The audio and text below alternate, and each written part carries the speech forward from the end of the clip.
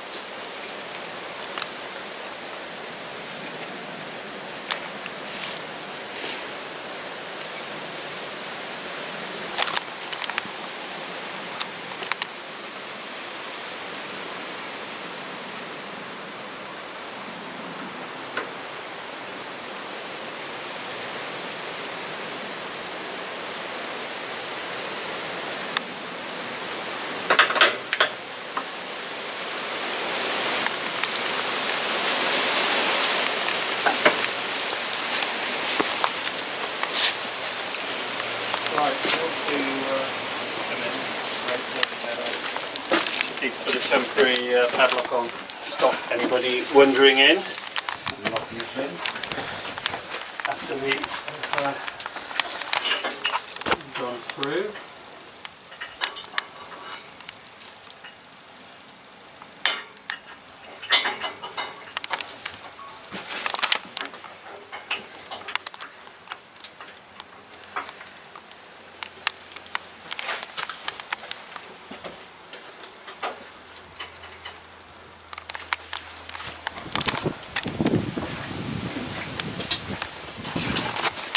Really?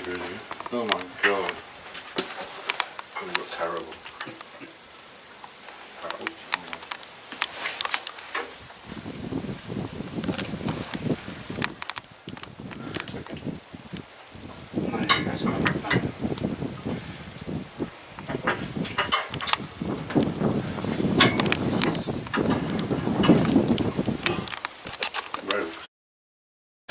Again, if you shine your lights down on the floor in front of you, the floor's right on even. The helmets are on secure. Yeah. Good.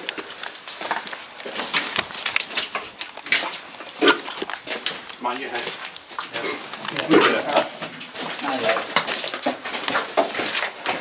Everybody bangs their head, which is why we have helmets. It's not for rock falls, it's to stop you banging your head on the roof.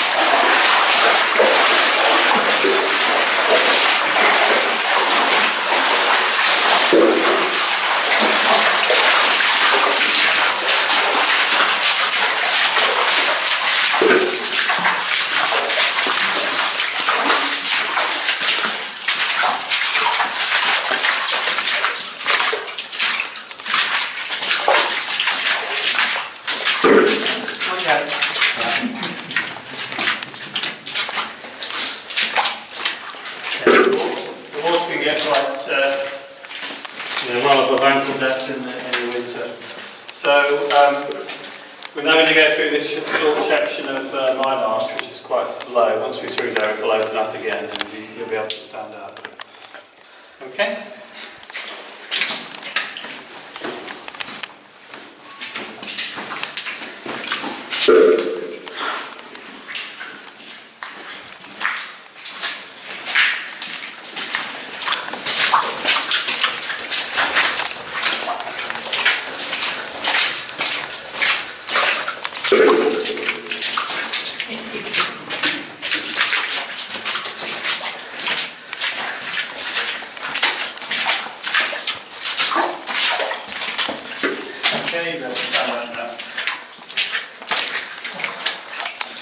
So we're now heading on to part of the actual mineral vein.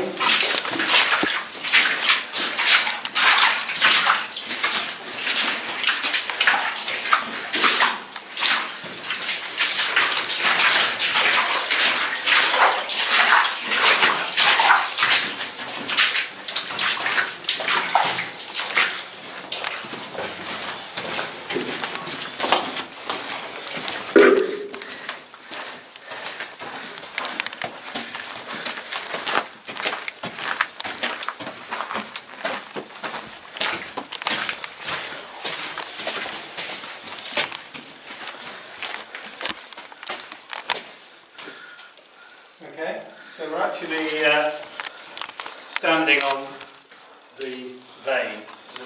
Obviously the vein's been worked out where we're standing, but you can see the pillars which are left up above us.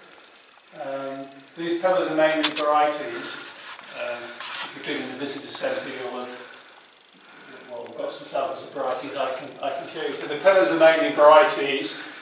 In with the varieties would have been the galena, and that's been worked out. You can see where it's been worked out in the vein. We're actually standing on a false floor.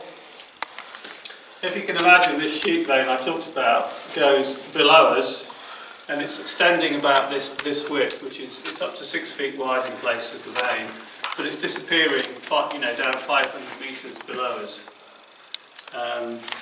Back in the early 90s, there was some works to stabilise some of these upper workings in the mine, and that included actually some local filling in, so hence this false floor we're on now, which also enables us to bring visitors in, because originally this would have just been open with odd pillars working down through. So the way the miners used to work here, you can see they often use these types of chain ladders for access. They would have drilled along a vein, and then they would have worked and set explosives up above, so they would work from below upwards, so that they could then blast, and gravity would bring the rock, bring the ore down to them, and then they would have trammed the ore, put the ore into these trucks. This is a replica mine truck.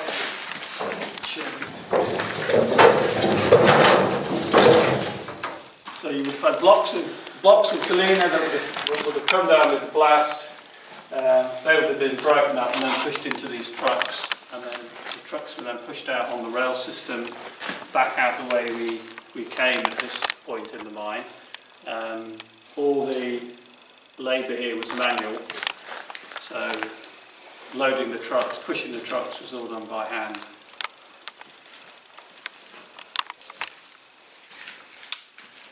So what were they after? What were they working? Well, this is a piece of galena, which is lead sulfide, lead ore. So it's quite silvery grey, metallic. That's a piece of galena. I mean, most of you all know lead's very heavy. If you want to feel the weight of it, you got it? Yep, got it. You can see how heavy. Bloody hell. I don't have to go to the gym after lifting this. So you can imagine lifting big lumps of that around all day. Heavy with mics. So that's a lump of galena. So that's what they primarily were working in this mine, and that's what the deep mine was working. It's about 70% less when you smelt it. About 70% of that will actually give you lead as a metal. Later in the mine, history, and certainly what was worked in these levels later on up to the 1950s was barytes, which is this white mineral. You can see there's quite a lot of it in these pillars to the left. Barytes is again quite dense, not as dense as galena, but you can always tell if you've got to find a piece of barytes because it's quite dense. That was used as a. It was crushed and it was used. So what is the actual composition? It's barium. It's barium. Barium. Yeah. So it's a barium mineral, it's a barium sulfide. Sorry, barium sulfate. So it was used, it was crushed, it was used in paints, it was used in paper.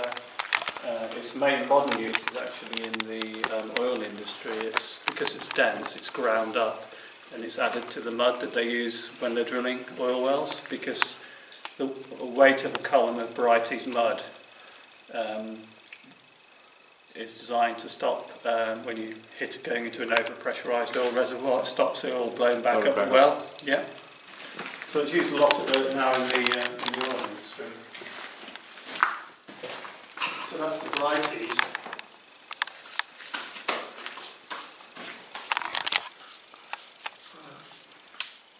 I think Mike went through the drilling process. Yeah. In Halo, so the way that they used to drill and blast in the mining. But this is good because it enables you to see what the vein was like and gives you some idea of the working. It's amazing when you think around top surface, how the hell do they find it and where do you start? You know.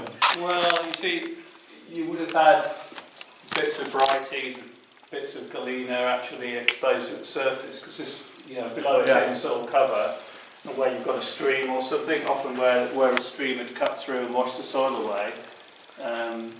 We know the Romans were here. So the early working would have just been surface trenches on the surface, probably in Roman times. And just carried on, and realised that the ground. Then there was really little bits of working in sort of medieval times. They then, once they got below the level of trenches, they used, to get the ore back to the surface, they used things called horse chins. You've probably seen horse chins where you've got a central stake with a wheel on, and then the horse goes round in a circle and that winds and lowers. So they'd use that then to raise ore from shallow pits. And then the 1830s, the main sort of exploration works at Snailbeach were undertaken. That's when the main mining started, and then throughout the rest of the 1800s, they took this mine incredibly down 500 metres. So quite a feat, considering all the ore that was got out and trammed to the shaft. Was all of that was done by hand. So I think at the peak time there were 500 people working in this mine. About the 1850s, 60s. So that probably would have been half underground and then half on the surface. So there must have been some good money being made here. Well, I don't think the miners made that much money. Again, it's the landowner. The landowners that made the money. The miners, I think, the wages were better than agricultural wages, but then you're working hard, and the risks were so much greater. If you look at the old accounts here, there's quite a lot of injuries. Obviously, lifting, massive lumps. You get a lot of crush injuries. There were some injuries from blasting, failed blasting. If you look at the board outside the visitor centre in 1895, the shaft opposite the visitor centre, the one with the replica headgear, that's George's shaft. The winding cable broke on that man cage, 1895, and there were 7 miners killed. That was the biggest single fatality at this mine. It was the same everywhere. Coal mining was beset by the same problems, and even more so. At least the air in this mine was good, and there wasn't a risk of explosion like you had in coal mines. So coal mines were probably more dangerous than working in a mine like this. Well, that's a sort of long section along the vein that shows the various levels. It starts at engine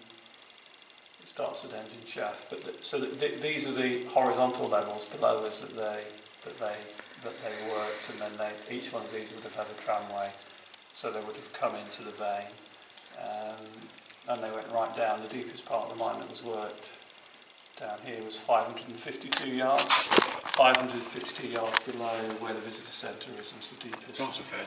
The deepest level. Yeah. So it was a very deep mine for its time, but it was, certainly in its early days, it was very, very productive. You've got this wide vein of galena. Obviously, all the galena that was worse than anything has been robbed out, so it's difficult to see the galena in situ, but you can certainly see the varieties it's left behind. I presume the level below as well, bloody not there. They are down to the 110 yard level is the flooded level. That's where the drainage area goes. So we're actually up in the hill here now. So we're actually up in the hill here. But down the 112 yard level is where the drainage adit comes out at the bottom of Home Valley. Yeah. So there's below the visitor centre there's about 100 metres. More or less the depth of the shaft you can see that's open. And then you've got additional workings going up here. So you can get down to the 112 yard level. I think I've been down about as far as the 90 yard level, but it's quite a trek to get down. Is it? Because you've got to be using ropes. Basically it's like an abseiling technique to get down. But there's lots of tunnels and passages, and you can easily get lost. Okay. So you can see there's a good picture of the vein in front of us. You've got varieties, and we're actually walking under the vein here. There's probably little bits of, if you look carefully, you might be able to pick up, see bits of silvery grey stuff, which is the galena. In places it actually, as you come under through the vein here.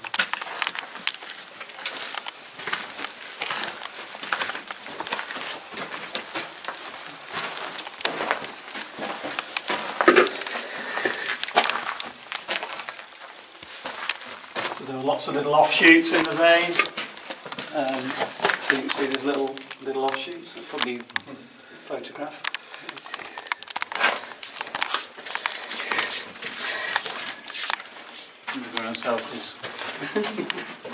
Yeah, so you can see there were lots of little offshoots off the vein that they followed, and there's one such offshoot here. They've obviously chased an offshoot of bits of galena off to the side. How was the minerals laid down then? Well, it was laid down. I mean, these rock, the base rocks here are very old, but it was deep underground.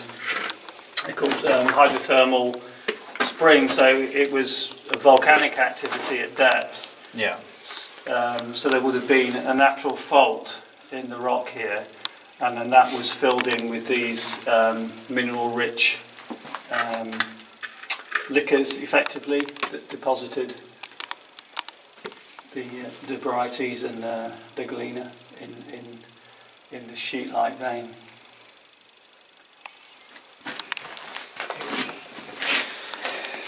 So watch your heads.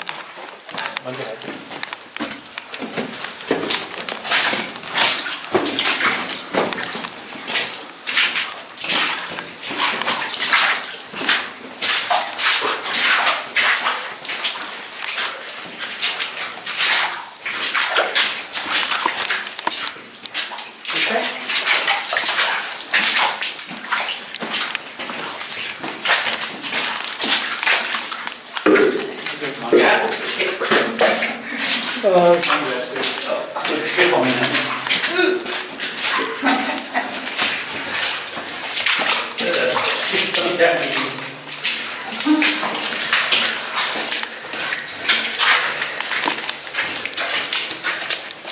Good job I don't have that much sense to knock out. Sorry? Good job I don't have much sense to knock out. How you can actually get so wet? Brainstorm. It fell off. Oh, it fell off. So you know, so you mind your head, mine fell off. Yeah, so we're going to go along and look at another chamber. There's a series of line arches like this. Are you okay going through these? Yeah. Yeah. There's a series of Yes, I can. a series of line arches, so you need your helmet back over here.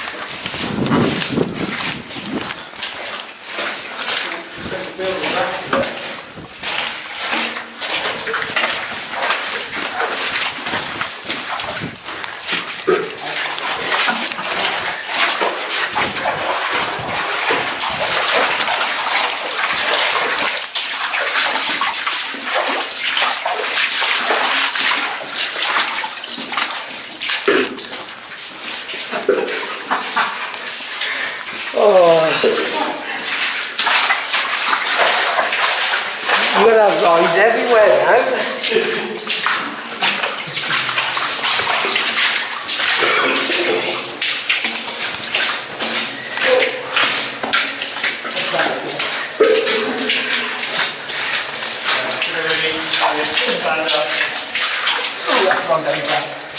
If you look up here, if I move forward, see if you can get in. You can see this is another smaller vein that they've worked. If you come and stand here, you can get quite a photograph. But these wooden supports are stemples, and these were actually put in for men to climb up. They're not acting as any support to stop anything falling. They were basically cut in and actually used almost like a wooden ladder to climb up. So they're called stemples. If you stand here, you can see them quite well. I'll just wait for you a bit further on.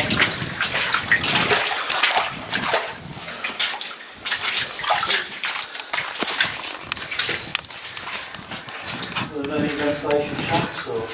No, there are about 6 shafts associated with the mine, of which there's 2 or 3 which are still open. But there's quite good ventilation, as you can see. But this is known as the bridge. This is the only way to access the deeper workings now. So below that rockfall protected cover there, this is where we use rope access to get down into the deeper parts of the mine. So from here you can go down about 100 metres vertically by going down inclines down other inclines. So you can get down to the adit, eventually to the adit level, but it's quite a tortuous trip to get all the way down.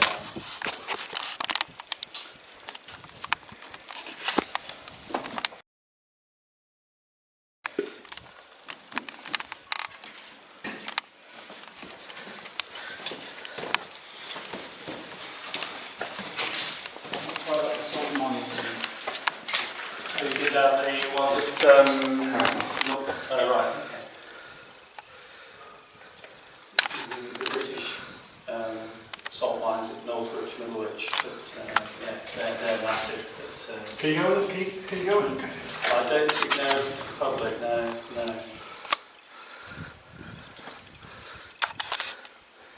Okay, you can see where they work through the vein here. And there's some timbering put there to stop rock falls from close to the surface. So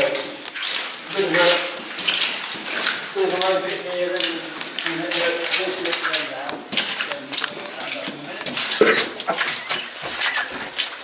This reminds me of Egyptian.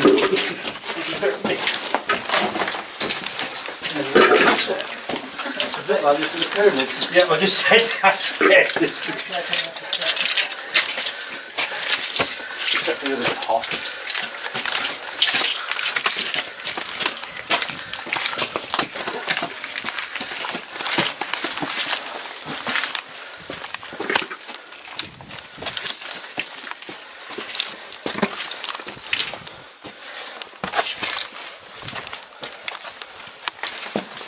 This is, you think the last part of the mine to be worked. It was, at that time it was sort of a two-man operation, working varieties, and this is known as the big stope. And we've backlit it, so that's that mannequin is, you know, full size, to give you some idea of the scale. So this is quite a big chamber. You see, there's been quite a number of big rock falls in the past in here.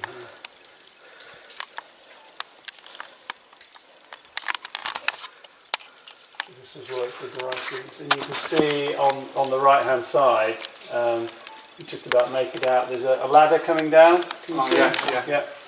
Where you're shining now, yeah, there's a ladder. Well, that goes up to a shaft. If you go, the road that we walked up from the visitor centre, if you carry out that road, it comes to a little settlement called Lord's Hill, and there's a shaft up at Lord's Hill with that ladder comes up, so you can actually get out through a shaft via that ladder back to surface. So at the point, the top of the roof there is probably about 20 metres below the surface, so you're quite close to the surface by the time you get to the top of this chamber.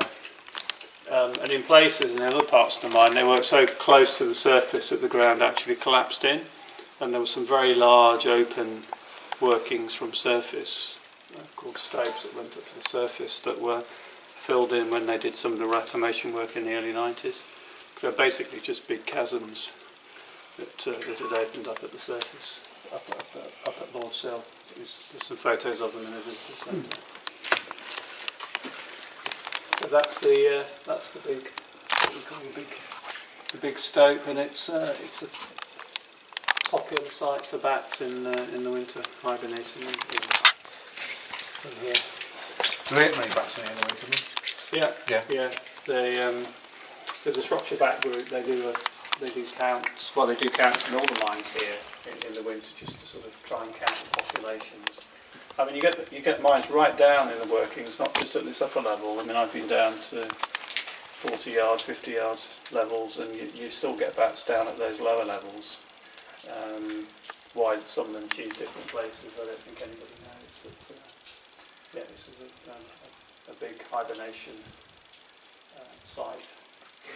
There was a mine on Midlands today a few months ago, wasn't it? I don't know. It was on around this area. Yeah. I reckon it was just dug to keep the. Oh yes, that's the Somme, what's called the Somme Tunnel, which is up at the bog mine. Yeah.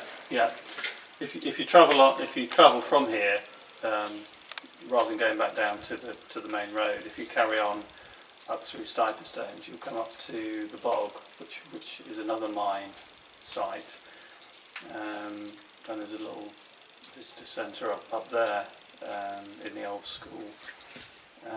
But yes, that mine worked up until the early 1920s. But yeah, there's a tunnel there, a bit like this one, a surface tunnel. That the Somme Tunnel, where they, as you say, they I think the mine, the deeper mine, wasn't working particularly productively, so they got the miners to dig, to drive an exploratory at it, to keep them on the site, because mining was a protected occupation. If you're a miner, then you weren't like to be conscripted. So they kept some of them working by driving these exploratory tunnels in the hope that the price would pick back up and then they could redeploy them underground. So yeah, some tunnel. Good. Okay. Well, if you want to make a way out, I mean, I'll follow you. Yep. If you want to go at your own pace, we'll just head straight back out the way we came in.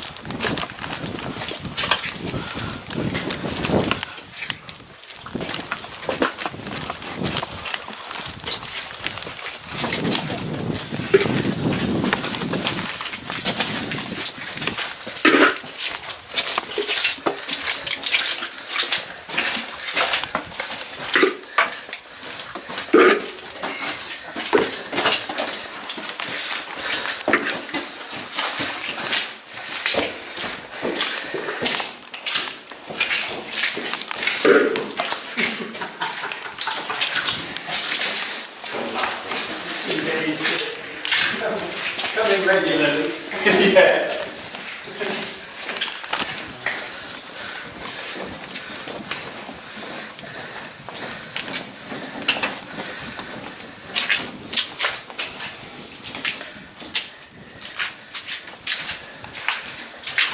Expensive to drive these tunnels, so they made them with relatively small as possible. Don't forget, if you were working here, you'd probably be pushing a truck out. So You lean down anyway. 100 years ago, you did the short anyway, you'd probably be pushing something in or out, so you'd have to be bent over. Bent over. So, that's why they're not.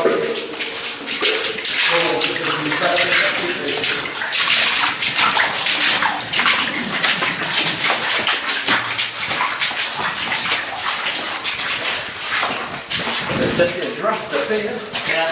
Well, so those shafts in the big stones are open to surface. Yeah. So, not a lot of room there, so the shaft is basically acting a bit like a chimney. Yeah. So drawing the air straight out.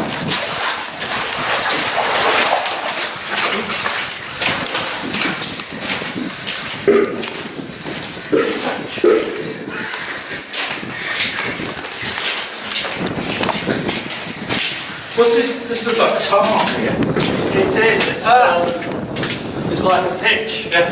There's a little bit of pitch in the rocks in places, and it's actually leached out here. So it's. Can we get the tar pond in Telford? Yeah. And I'm it's a bit of bitumen that's leached through.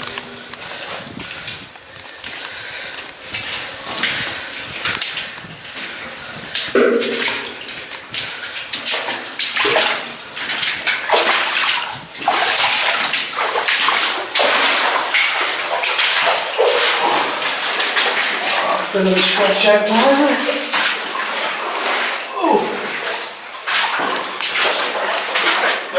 Have a break a minute if you want. Yeah, so the guys who worked on the ground must have been incredibly fit. You'd be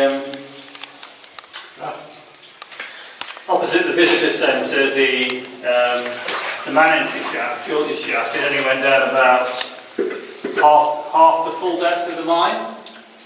So beyond that, you would have had to climb down ladders and then walk along a tunnel to get to where you're actually working.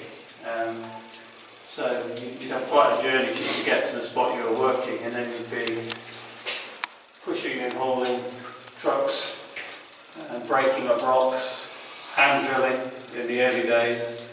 It would have been incredibly labour intensive, and then having to climb when you're wet, you'd be wet, soaking wet at the end of the day, and then you'd have to climb all the way back up, get to the surface, and then walk home, because the only way that you get to where you were living was to walk. And some of the miners, they set up camps, but they couldn't have been anything up to 3 or 4 miles away. So it's just incredible what they used to do.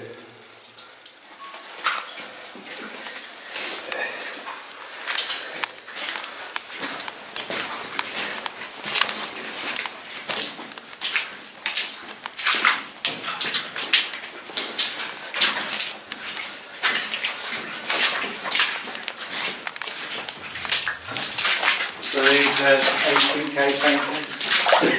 Sorry? 18K painting, yeah.